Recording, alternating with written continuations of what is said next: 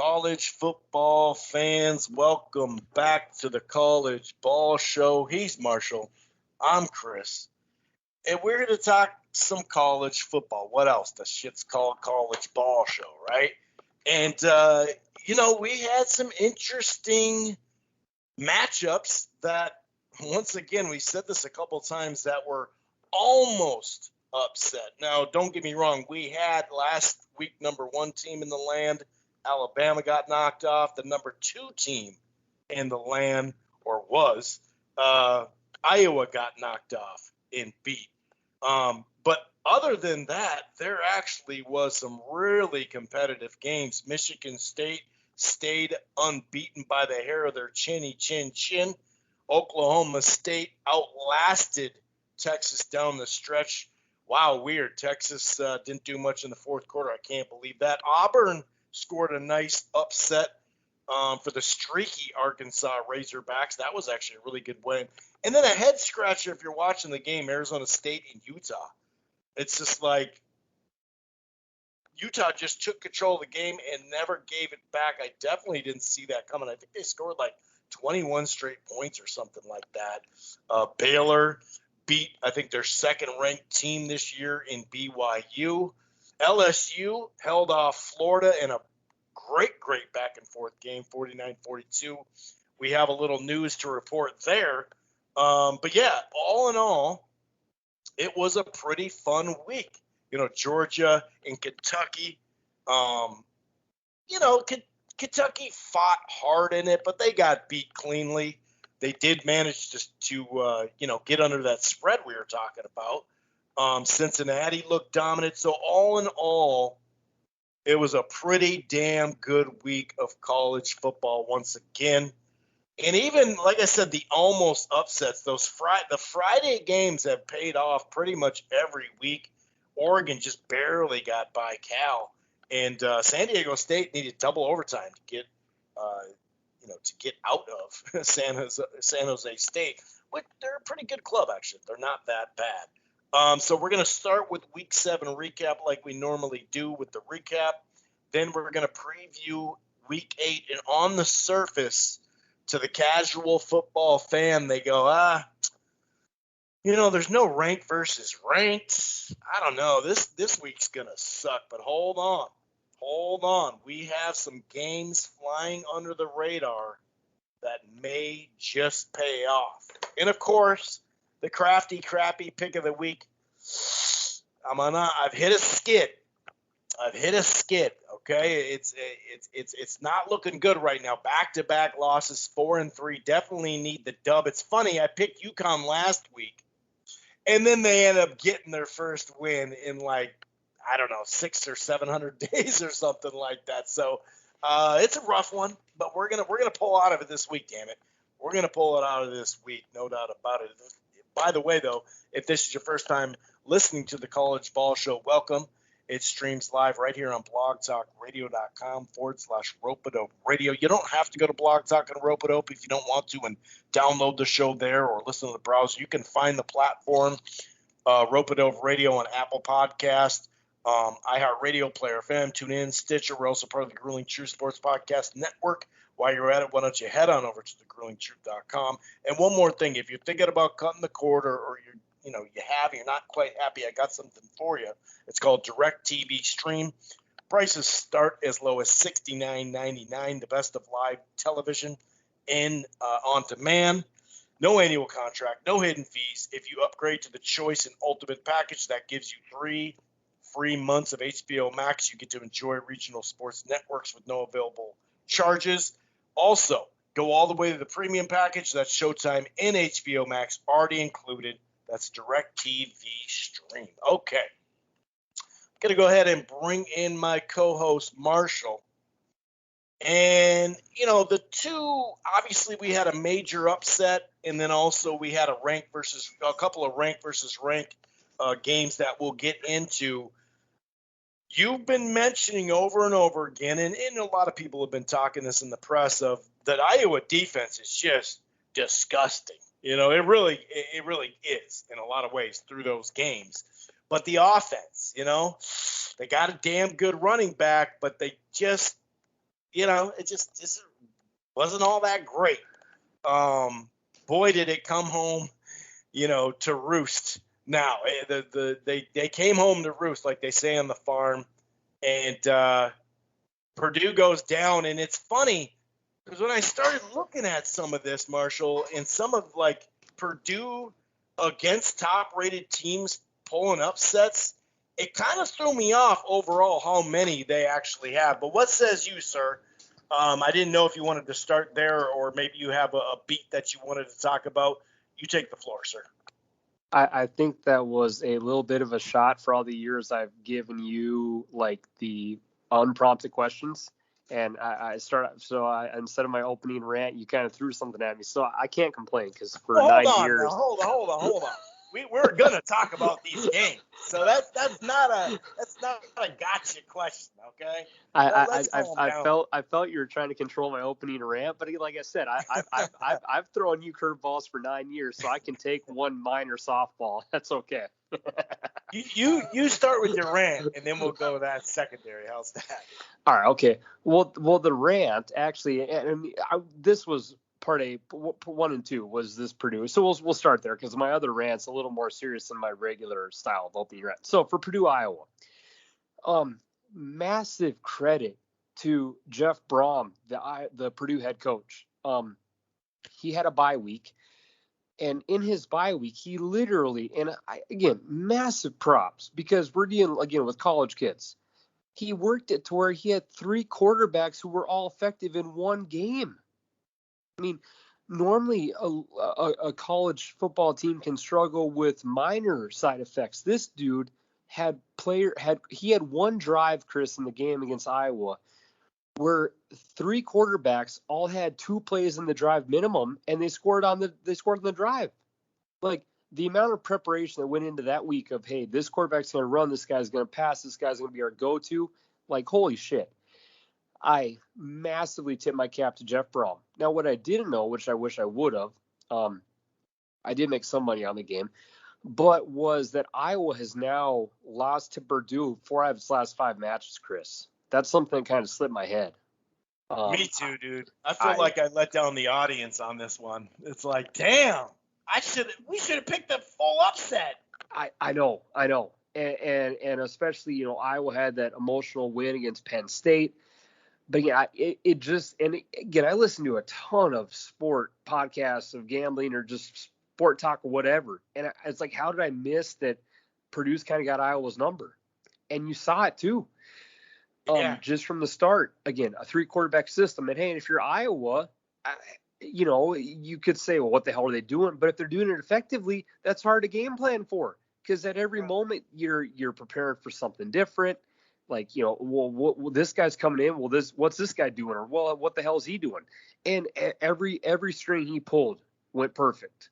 And in fairness to Iowa's defense, yet again, Chris, they didn't play too bad. I mean, you lost 24-7, but in reality, your offense did absolutely nothing at all. And you were on the field for what felt like the whole game.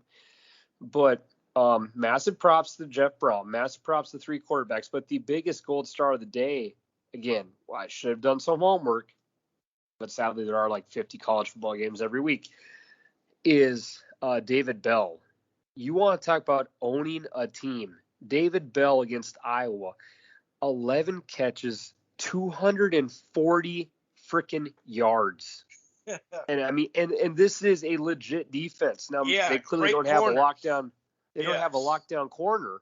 Yeah, but they obviously got good. They always got corners though. Yeah. Well, yeah. So and honestly, this kid owned him last year. Last year, the kid had 10 catches for like $140. This year, 11 catches, 240 yards. And I don't know. I feel very dumb. Again, now it's so hard to track every college football game, and obviously I'm not a diehard Purdue fan. I kind of wish I'd been, but they got Iowa's number. They put together a perfect game plan. Iowa's quarterback, and I know he threw a handful of picks there and late in the game when it was kind of out of hands, but even show when a quarterback throws 3 picks in the span of about less than 2 quarters, like, dude, you ain't feeling it. Tyler Goodson, Iowa's good running back you spoke of, 12 carries, 68 yards. And obviously when you get down, it's tougher to run the ball. But that was just a masterpiece. So Adrian O'Connell was the main quarterback Purdue threw. He was 30 out of 40 for 375, which is tremendous. Like, that's really good. Jack Plummer, another quarterback, was 5 rushes for 20 yards. Okay. And then Austin Burton, 3 carries for 10 yards. So even though those other 2 quarterbacks were small, Chris, it's still a different dynamic, a different person coming in the game. That's giving you time. That's giving you time to actually talk to the other quarterback, like giving them time to prep. Like, there was one time on the sidelines, they were showing a play, and you could tell both quarterbacks were excited to go in. The coach kind of like, you go. Well, all right, you go. You know, it just kind of had a backyard fall, what you would do with your buddies playing in the cul-de-sac growing up, football game to it, except it was a D1 game and the number 2 team in Iowa, who, again, we give our defense props. We knew their offense was going to have a letdown moment sometime. It all happened, but Purdue coming off that bye week was tough. But again, that's coaching 101. And a lot of times we rip coaches on this show, and everyone does across the whole sports media in this country. But you got to give out props too. That dude had a hell of a game plan. And man, if you're Iowa, you really got to be getting freaking fed up with Purdue. And that really was. And lastly, and I'll stop. College football really is about schedules and how the schedule gods affect you. That is a tough one, to go guts out against Penn State and win a really tight game. And then you get to play a team who's got your number and beat you 4 out of 5 years in a row now, and they're off a bye too. Yeah. That's tough. Again, I'm not saying we deserve to give them sympathy, but that's a really hard spot for Iowa, and it showed. Yeah, and it's crazy talking about historical against, like, most all-time wins. This is from Matt Brown on Twitter. Most all-time wins against AP top 2 teams entering today. Notre Dame has 17, Ohio State 16, USC has 16, Oklahoma has 14, and Purdue has 12. Purdue, and they even say, he goes on to say, Purdue was an absolute menace against top teams back in the 50s and 60s. And they also talk about Miami from 81 to 91 went 9-1 against top 2 teams. Just had to throw that in there.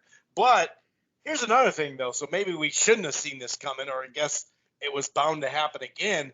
Purdue's last top 10 road win, though, was against Notre Dame in 1974. You know what I mean? Before either of us were born. So, you know, some of this stuff is like, well, hold on. And we think they have Iowa. They've done that like 6 times to Notre Dame as a top 2 team, and it just didn't click.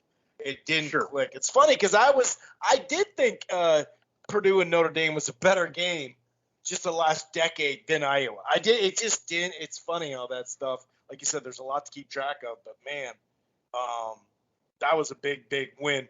Well, let's get into your rant then before we get into Kentucky, Georgia, and I'm sure they're ranting in Raven. Well, not Raven, but definitely ranting in Texas too, with the fourth quarter lack of production. Oh, that one said with a smile. That's not even a rant. But the rant is just, and again, I'm happy Kiffin won, and I know that we live in a country where we're emotional about sports, and we do have moments where people will litter a field, but that really was just sad. I mean, I don't even, the fact that Lane won made my day. That was awesome. But what kills me is that, and this is just my opinion, I'm sure people could look up decibel levels and you could use analytics, but I've never heard a stadium, and this could be just how the mics were set, but I've never heard a stadium as loud as the first quarter of that Tennessee Ole Miss game. Like, you couldn't even hear the on-field announcer, and it was hard to hear the announcers of the game calling it. Like, in my head, I was like, this has to be one of the coolest vibes I've ever seen of any college football game. Like, that's why we love the sport we love, Chris, is that you get an old coach who was there and left overnight to go to his old job, and like, they were booing Kiffin when we walked on the field for the game. Like, it had such a great storyline, like everything about that game. And I've never heard a game that loud on TV. I'm not saying that's for sure, but 102,000 people, the place was jacked. They had a reason to cheer. It was a fun game. And then it ends with, and again, that was a tough call. Like, there was a controversial call, which actually I think the refs made the right call. But nonetheless, it wasn't. It was delayed and all that. It was delayed, and people weren't happy with it. And again, you had plenty of reasons to cheer. And it's the biggest game Tennessee's had in years. And again, you're going to have sometimes where people do throw crap on the field, but there were people throwing stuff from the upper deck. So after a 4th and 19 call against Tennessee was ruled short, with like under a minute to go or around a minute to go, a minute and a half or so, the fans there at the field, but they did so bad to where the Ole Miss players had to come to almost midfield to get off the sidelines. The band left the stadium. The cheerleaders left the stadium. The cops then went into the student section and forced kids to leave, and yet you were still throwing stuff. And I get that you're pissed, but if you're a Tennessee Volunteers fan throwing stuff from the upper deck and you're hitting your own fans on the bottom deck, how does that even make sense? Like, it really Right. was sad, Chris, because on one hand, in my opinion, there was most excited I've ever been to, just because it was so loud. It was just a really fun atmosphere.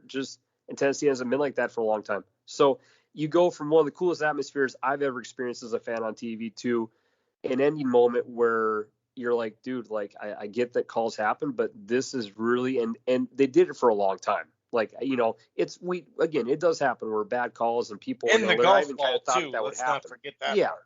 Yeah. Kiffin got hit with a golf ball. There was mustard bottles on the field. It went from an A+ atmosphere to like a lot of the 102,000 people, about 1,000 people ruined it. So your leading talk on SportsCenter today was that Tennessee got fined $250,000, and it was kind of a black eye in what was a really great moment. So, and it was a pretty fun football game to watch too. Yeah, it was the first win at Tennessee for Ole Miss since 1983. Corral had a hell of a game. That's for damn sure. I mean, this guy almost got 200 yards rushing. He threw 2 touchdowns too. He did get banged up, so we'll see, where he's at when it comes to that. But they also now have to use all the video to try to zoom in and get people, in trouble for who threw stuff. So that's going to be kind of a nightmare to go through that stuff. But moving on, because we got enough Kiff.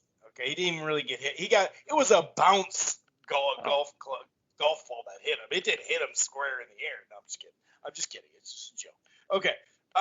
Yeah, that is messed up. And actually, Saban said, last week when they stormed the field, he had a huge golf ball, or not a golf ball, but a softball size or baseball size bruise on his arm from people running past him and hitting him and stuff like that. So, yeah, it gets pretty, especially when you're older like that, dude. You know what I mean? It's like, whoa, dude, I'm not this young dude. What are you doing? Anyway, Georgia handled their business. It will be interesting to see if their current quarterback can win the big game against Bama, but that's neither here or there. We did talk about how Kentucky was without 2 pretty key players on the defensive line, especially. But Kentucky was hard-nosed. I'll tell you what, as far as getting it below that spread, that last part of that touchdown, I think it was right at the buzzer, that made it 30-13. So they did sneak under that 21.5 point or whatever. Do you know that the coach called a timeout with 3 seconds left for that backdoor cover? Got to do it, man. You got to cover. He obviously had some money. He was disrespected. He's like, what? I mean, when we talked, it was 23.5 points. And then by the time Thursday came, it was about 21.5. You got to keep the boosters happy. Yeah, man.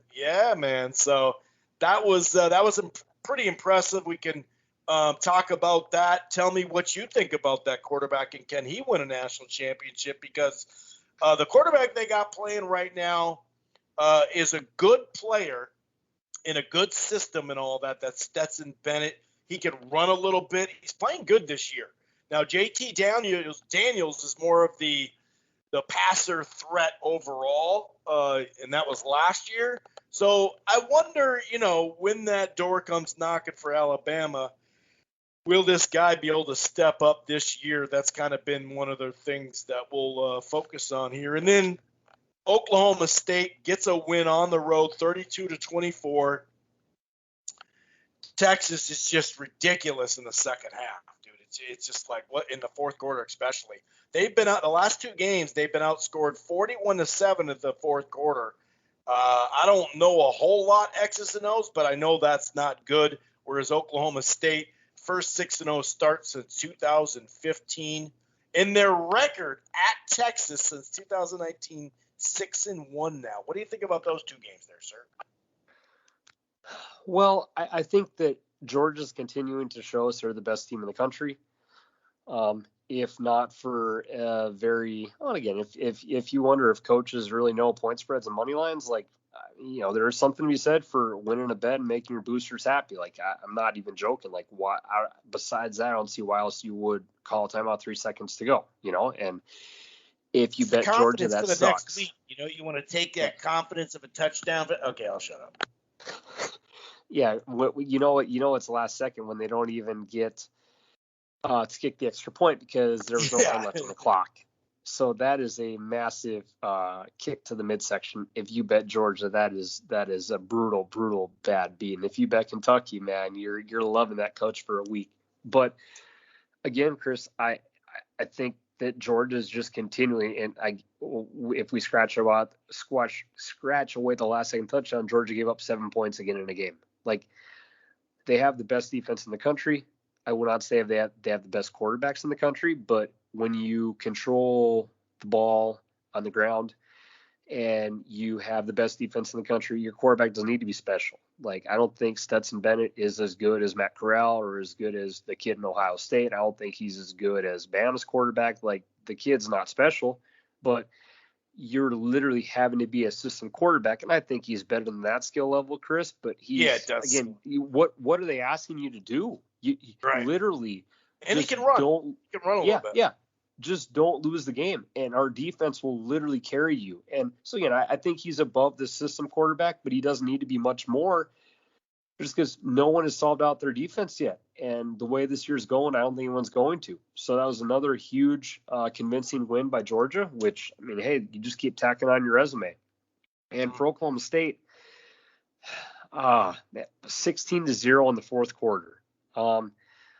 If you're Texas, I don't feel bad for you at all. I'm not a fan. Again, you're up 10-3 in the first quarter. You're up 17-13 at half. 17-3 they were up before that pick. Yeah. So the defense still has a lot of work to go. I think whatever Sark is doing in Texas has been working out pretty well. And we were talking about it. We knew that Oklahoma State has good defense. And Texas was going to have their hands full with that. It wasn't going to be the Oklahoma 50-60 scoring kind of game, but that's just another letdown. Now, that could be the players choked a little bit. They're worn out from the Oklahoma game. They had deja vu, or maybe Oklahoma State's just not an awful football team. Like, Oklahoma State's offense isn't tremendous by any means at all in regards to sabermetrics, but it could have been maybe that, once one thing goes against us, then we're, the shoe drops and then the ball starts rolling down the hill, and all of a sudden you're like, oh crap, this is happening again. Which I think that it had to be a combination of all those factors, Chris, because again, this offense of Texas has been really good for the whole year, like really good, besides that Arkansas beatdown, and you only score 7 points in the second half. That's a tough one. But if you're Oklahoma State now, hey, your offense ain't great, but you're 6-0, you're 3-0 in the conference, and your record is as good as it can be so far. So credit to them, a nice win in Texas. That's back to, speaking of boosters, that's 2 tough back-to-back losses for boosters and fans of Texas in the fourth quarter. Man, those are brutal. Yeah, no doubt about it, man. Very brutal. Speaking of brutal, Cincinnati 56-21 in Alabama 49-9. Pretty much knew they were going to do that. Oklahoma State made their decision at quarterback, and it's looking like the correct one. They beat TCU 52-31. Williams looking very, very good. Michigan State, they just, by the hair of their chinny chin chin, got by the Hoosiers 20-15. I think they had like 57 total yards in the first half. Michigan State's quarterback is awful. Just off. I picked on them. I picked that game, and they won. Sparty covered again, as I predicted last show. But they did have some early drops. I'm not trying to protect him, but they did have early drops. I'll say that was like 3 or 4 early. But yeah, he's not great. But holy Lord, and it's sad too because they have a potential Heisman running back. Well, it was potential until I think this past game, and a very talented wide receiver. But and I know Indiana's defense is good, Chris. And I sorry to cut you off there, but I just watched this game and I painfully watched an offense which punted the ball 5 times in the first half, 5 or 6, and I was like, good Lord. But they couldn't run the ball, and that kid can't throw. So we talked about how the shoe dropped on Iowa's quarterback.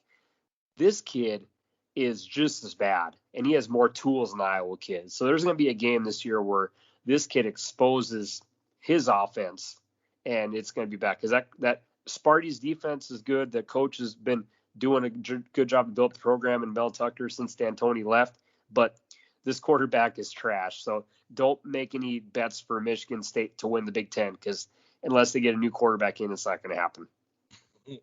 Well, they got a bye week before they take on Michigan, so we'll see how that goes. But you're right. It is one of those. I remember that Nebraska game, I think they needed a punt return just to get it in overtime, something like that. It's like, yeah, they've been living on the edge. Here's a combo of games I want to talk about. You know, we've given Bo Nix his fair share of criticism, well deserved, I may add. But on the road, 21-26, 292, only 1 pick. Had some, had a rushing touchdown too. Had a long run in there. He played good against an Arkansas squad that is just starting to falter down the stretch. Obviously, you had to go against Georgia, right? They already beat A&M. We mentioned they beat Texas earlier. They barely lost to Ole Miss, 52-51. You know, those type of streaks take it out of you mentally and physically. But that I don't want to take any credit away from it because Bo Nix and Auburn got a solid win, and we said, hey, who's ever going to win this game can maybe go like 9-3 or something like that, or still have an outside chance at 9 or 10 wins and go to a bowl, good bowl and all that. But it was a damn good, win for him. And also Arizona State seemingly cruising, right? I mean, they had it going. They definitely had it going up 21-7 at half. 28-0. Didn't put up another one, lost 35-21. You had punt, missed field goal, punt. But it's funny because that was and then the end of the game, they had a 12-play, 17 yards. It was ugly.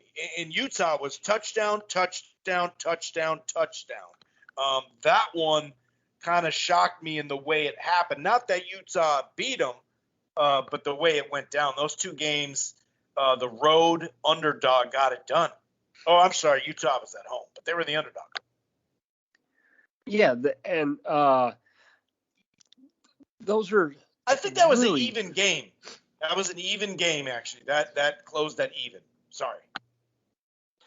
One for Arkansas, even the coach said in the press conference after the game, he's like, we're beat up and tired. He's like, we're not going to quit.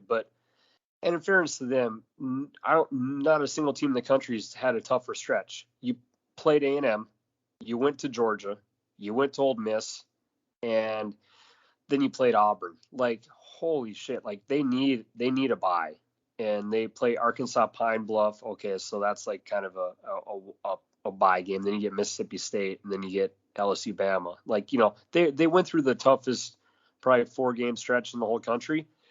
And, obviously you upset A&M, which was good. Then the Georgia game got your ass kicked. Ole Miss, you lose by going for 2. Like, there's only so much kids can do in a short span where, again, we probably should have predicted this one. Whereas not that I'll say this.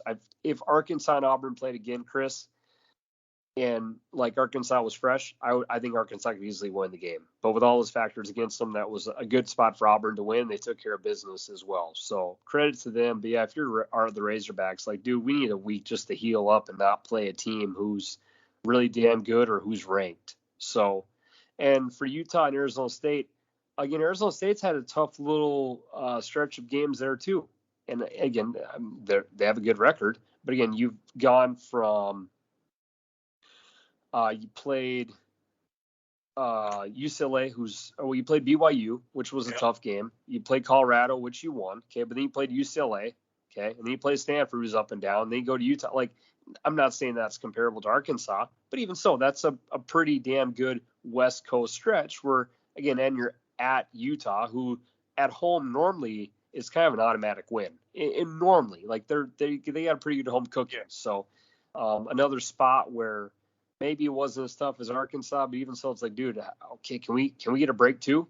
You know, and they got Washington State this week, which kind of is a bye for them, I suppose. So, yeah, not surprised either team lost.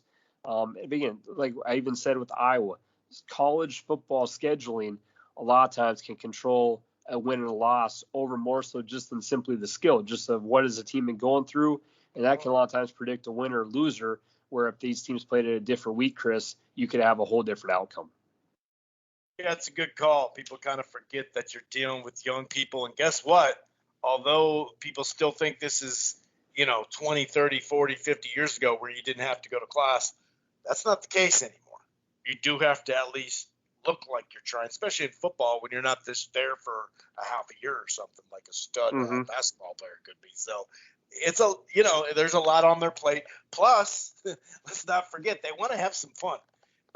Sure. So, I mean, that plays into it too. Let's not act like that doesn't play into it as well. Just everything.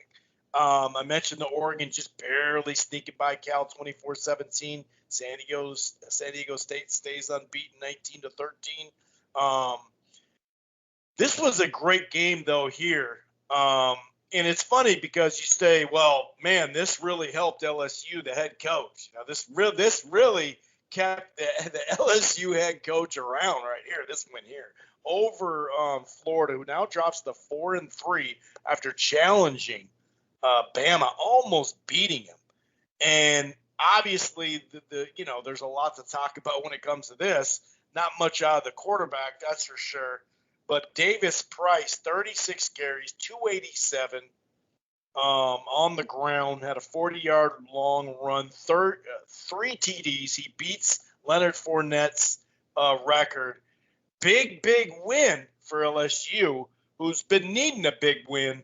But, man, they now have a lot going on campus, let's put it that way. Yeah, and if you didn't hear, they're saying Coach O is going to finish off the year. The reports I heard through ESPN trickulating were the fact that some of this off-the-field stuff has gotten out of control. Again, you want to talk about kids having fun. Again, this isn't even all of Coach O's fault either. But clearly, I think they've been maybe still partying from their national championship. And, and for whatever reason, I'm sure we'll hear the stories they got eventually, but it's like, all right, dude, we'll let you finish the year, but you're gone after this. So maybe he's been a little too lax. Or who knows what the true story is. Have you heard? Have you heard what it probably is? No. Okay, well, this is alleged, okay? We haven't heard both sides, but he hasn't said what they said was bullshit. Okay, so here's how it goes. Coach O pulled up at a gas station, and he saw a woman there in exercise attire, which is just going to the, it doesn't mean you see exercise attire all the time, so that's not the biggest thing. But these are his quotes. Now this is alleged, but like I said, he hasn't fought it. Hey, you look like you work out, right? We could work out together. And the woman informed him that, she's not only married but pregnant. And he said, why does that matter? Turns out that's the wife of a high-ranking LSU official. So it got to the board of supervisors. And, country boy got him in a country mess. I'll say that. Oh, God. Well, this has got some Rosa stuff, like the Timberwolves GM got some Rosa stuff going on where you're like, oh, yeah, no, I don't know if you should do that as a leader of the program. Yeah, ooh, that's true, tough. And you'd think he'd be already fighting it by now, and I haven't heard of anything. So unless he's in the swamp hunting gators, I think that's probably true. But it's alleged. Understood. Sure. Okay. Well, that's fair. Now, so he was having fun. It still was on your theme, you know. I mean, on the football field itself, man, they seem to have Florida's number. You had the shoe toss game.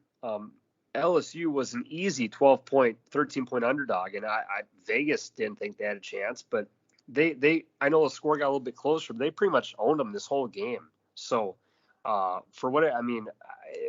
from what's going on off the field, this LSU football players on the field, that's, they pretty much scored at will. And this was a Florida team a couple of weeks ago felt they should be Bama, and now you got owned by an offense who literally Kentucky held LSU to like 14 points. Like I didn't see this explosion coming. I don't know if it's maybe the rivalry or the coaching or something, but the LSU's got an angle over Florida, and they sure did not pull off the brakes. So that LSU's running back set like a damn school record. So credit to LSU, and hey, Coach O, you gotta watch what you say. But they're gonna let them finish out the year, and it'll be really curious to see who takes that job. I swear, Chris, every damn job that opens up, James Franklin's name gets dropped. James Franklin, he might be going to USC. James Franklin might be going to LSU. Like that's such a slime ball. Go to Ohio State. Like stay away from any school I even minorly kind of like, because I do not want that guy to go somewhere I cheer for. Wouldn't a married man asking a married woman, "What's up? Let's go work out together. You're looking mighty fine in those jeans." Isn't that kind of slime ballish, though? I'm just saying. Oh, no, it is. But I don't want why replace him with another slime ball? Like let's get a better. Don't go to Franklin. To anyone else but James Franklin. Oh, come on, that's bullshit. I'm calling that out as BS. He's a pretty damn good coach. Let's calm him down a little bit. He's a good coach, but he's still a douche of a person. Right, but I'm guessing he could get some pretty good recruits at LSU compared to Penn State. Well, he probably could. But man, Miami's probably going to open. USC's wide open. LSU, like, whoo-wee. Boy, I'm up in Minnesota just shaking in my boots over here because my guy, PJ Fleck, the Mississippi River goes right down to New Orleans. So he could just row that damn thing all the way down, locks and dams and all that shit, man. By the way, UConn, I was a week off of UConn getting their first victory, not only of the season, but I just looked it up. 722 days. You got me picking between teams that haven't won in 710 games. 1 week off. Man, that's a doozy. Another one here. My just to keep it the home front, my Gophers as a 4.5 point underdog, third time they've won as an underdog this year, beat Nebraska, and Scott Frost had a lot to say in the Big Ten media about PJ Fleck, because he says, we don't do slogans. We don't do all that stuff. If I got to do slogans, I probably got the wrong guys. And it was a clear shot at him. But here is Scott Frost, okay? 17 one-possession game losses. Overall, he's 5-17 in games decided by 8 points or less at Nebraska. Now, that's a lot of one-score losses. Well, it's one score and another 2-point conversion, but we won't get into facts. But, man, the close game, Nebraska just can't get over the hump, but that was a good-ass win by Matt Gophers. Any other games you'd like to talk about before we wrap this puppy up, get to some of these games under the radar? Since there's no rank by rank, we won't have a long preview section. But any other stuff you'd like to talk about, sir?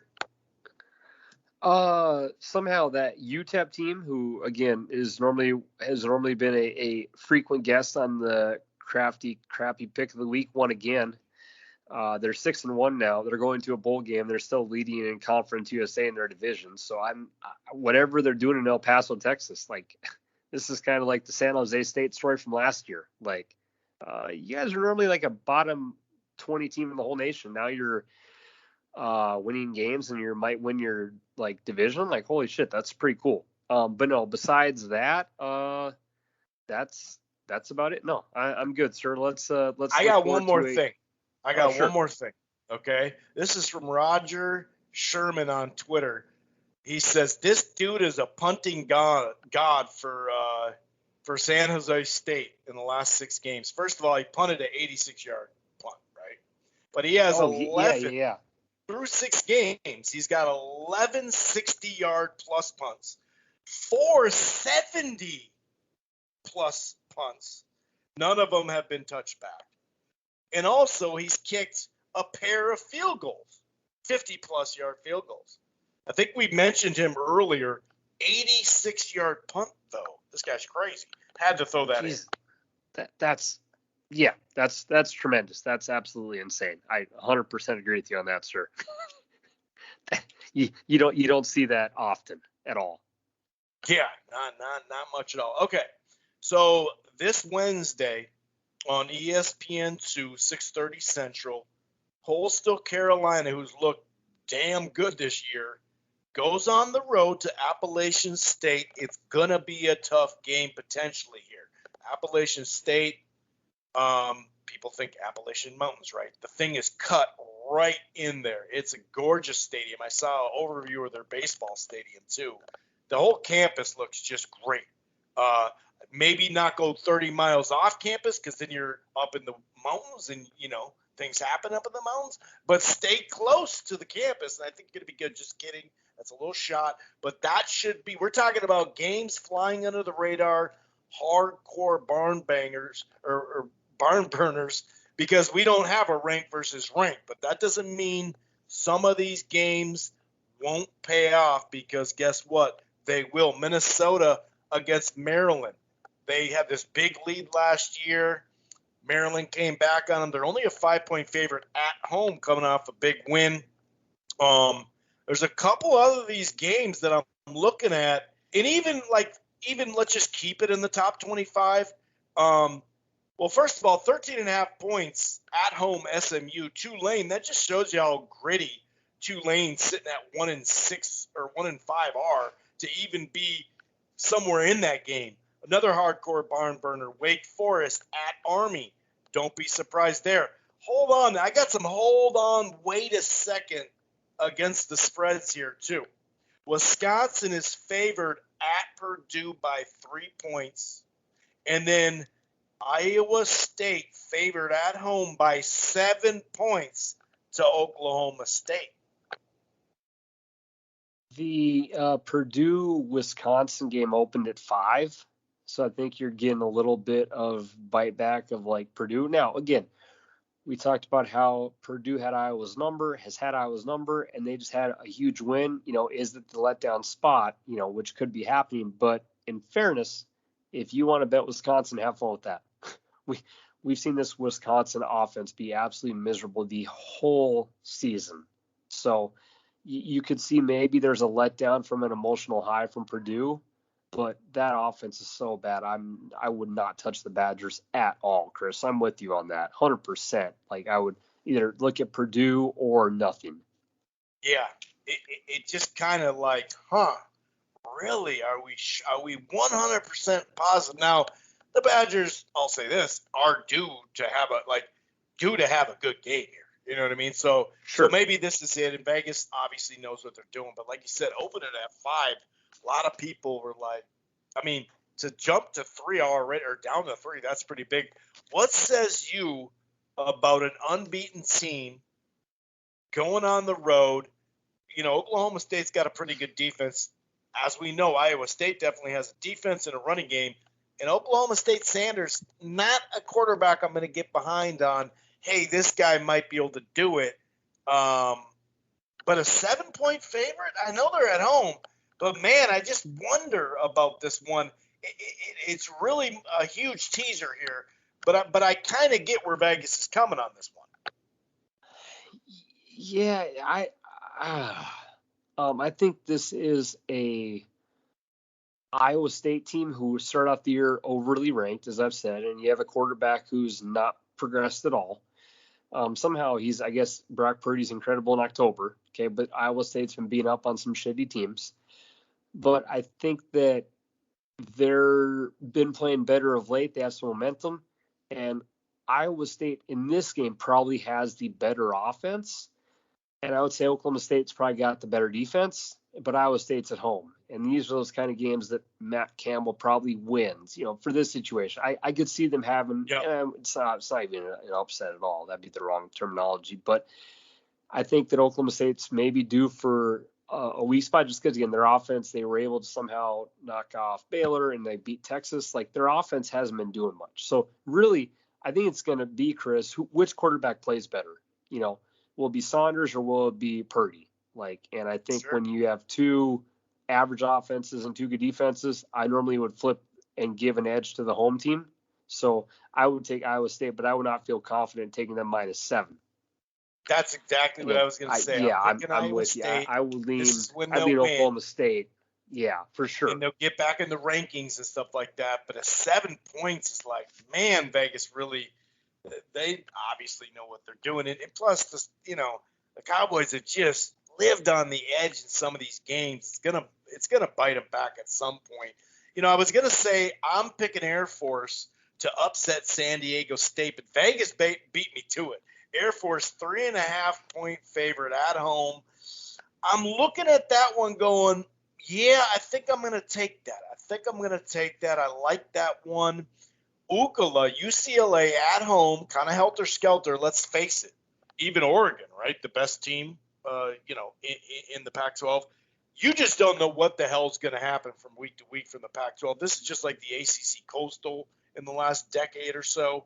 I feel like, though, they almost got caught looking last week ahead to a big road game, and I think Oregon's going to pull it out. So I like Oregon straight up to win the game over UCLA. But like I said, the Pac-12's fun late night because you just don't – I mean, it's kind of been like that all year. We just talked about Utah scoring 28 straight points.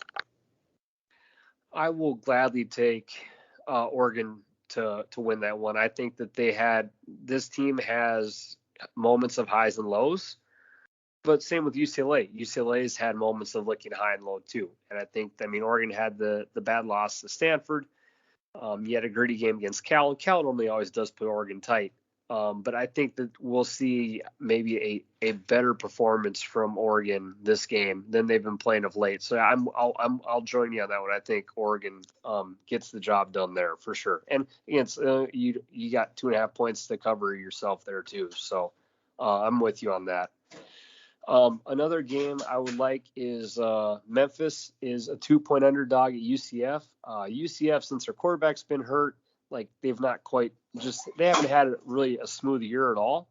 And by no means does Memphis have a great defense, Chris, but Memphis's offense has a lot of playmakers and UCF's defense is not super talented. So just off, I think, talent alone, I would take Memphis to win +2 at UCF, and which would be a really fun kind of track meet game. The over-under is only 63, which I know it's crazy to say that seems a little bit low, but Memphis is going to easily score you about mid-30s every game, and their defense normally isn't too stout. So I would look at Memphis and maybe look at the over a little bit in that game as well, my friend.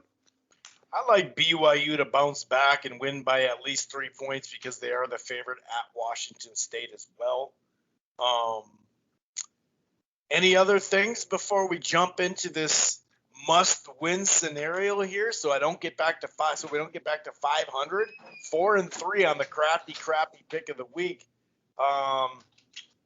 What anything else before we get there? I don't really see anything. LSU Ole Miss should be. I get that's maybe one of the more fun games of the week. And he may not play or be banged up too, the quarterback, because he's banged up. They said.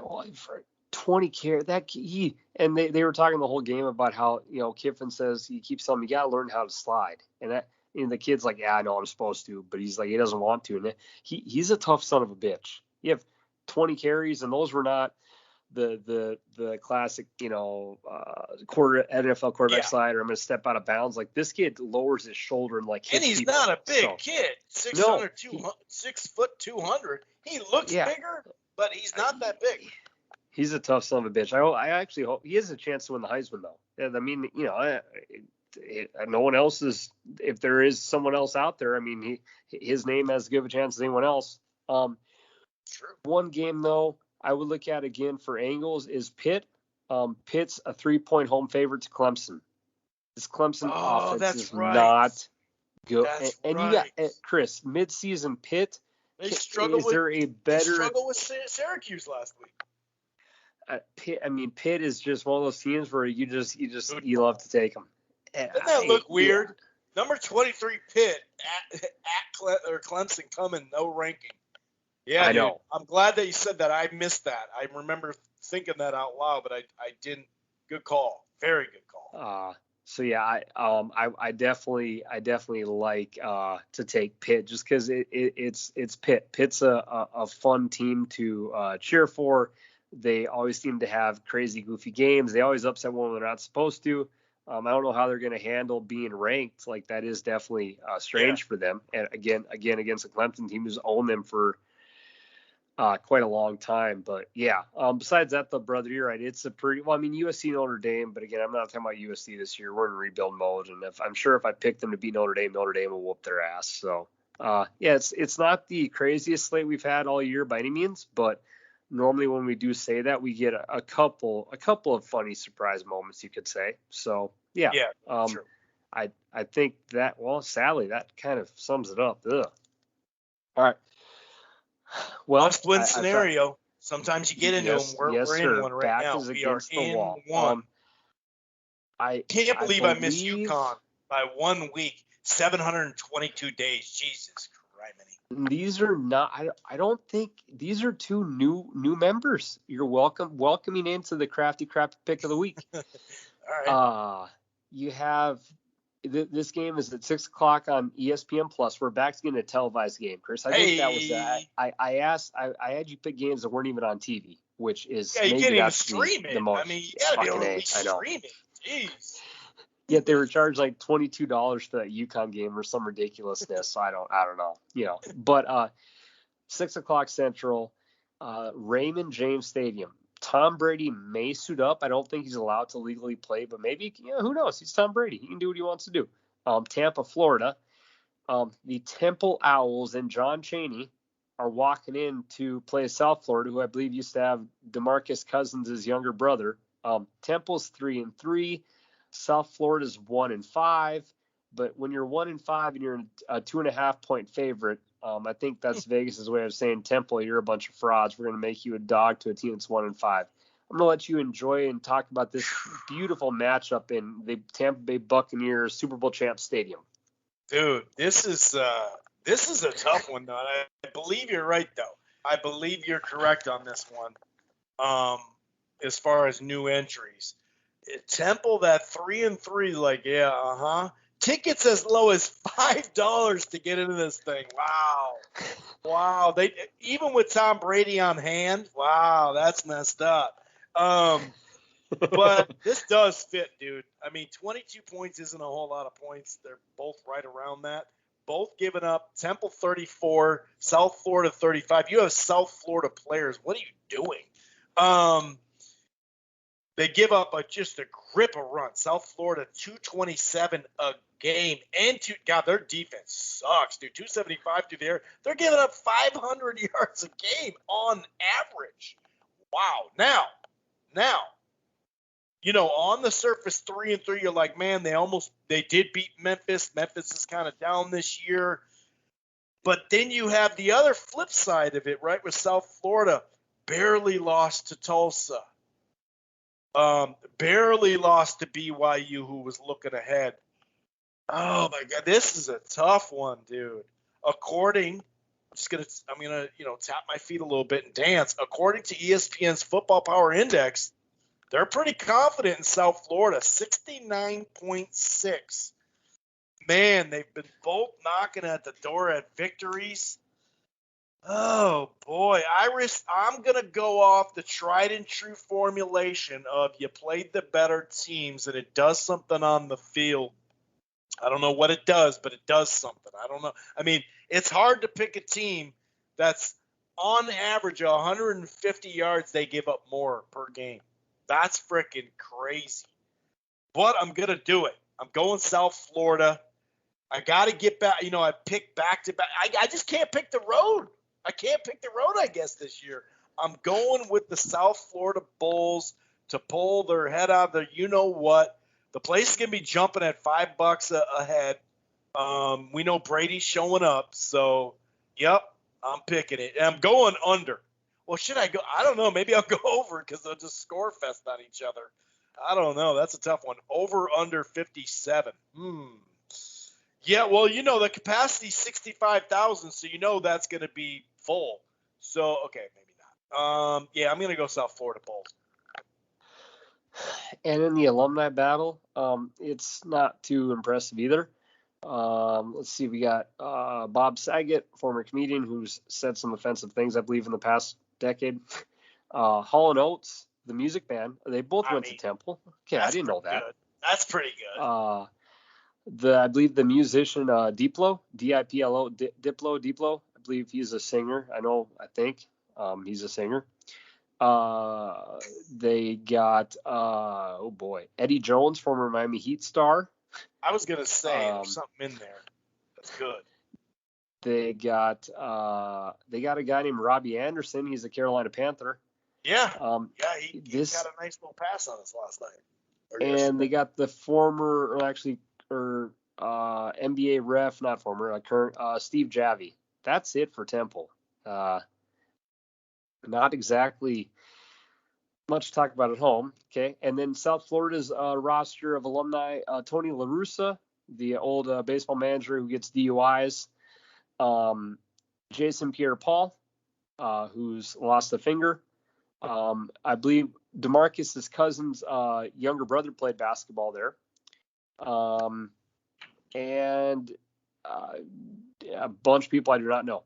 Chris, for the first time in the alumni battle history, this alumni battle ends in a draw. I got Temple. Go ahead. You're running. Neither of these schools deserve to be recognized. I mean, Hall & Oates alone is one. Yeah, I suppose. Yeah, Hall & Oates is. You're right. That would be. Well, that baseball coach. I don't. Yeah, you know what?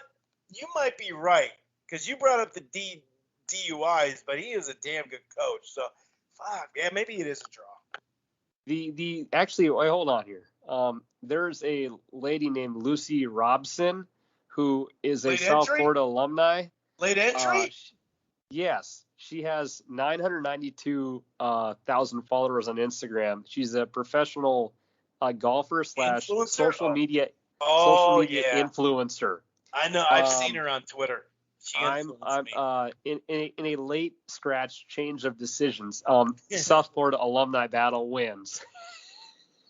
That's fair. We were persuaded. So on that note, boy, that was easy. Hey, and you took South Florida too, didn't you? Yeah, I did. I actually said I think Temple, but then because I said Hall & Oates, but then I thought of the coach. I thought, man, that's tough. So I still think it's a draw. If Lucy Robson and Tom Brady go to the game, there's no way the South Florida boys lose. I'm just saying. A lot of influence. Oh, and Marlon Mack, Colts running back, used to go there. So if he suits up, I'm saying the boys are about to get hot again, Chris. I'm telling you. I'm going to bet South Florida myself. So on that note, thanks as always for listening. We appreciate the support. Again, this isn't the most exotic weekend matchups of games, but that's only when upsets happen because college football is anything but always predictable. And our playoff rankings will be coming out soon.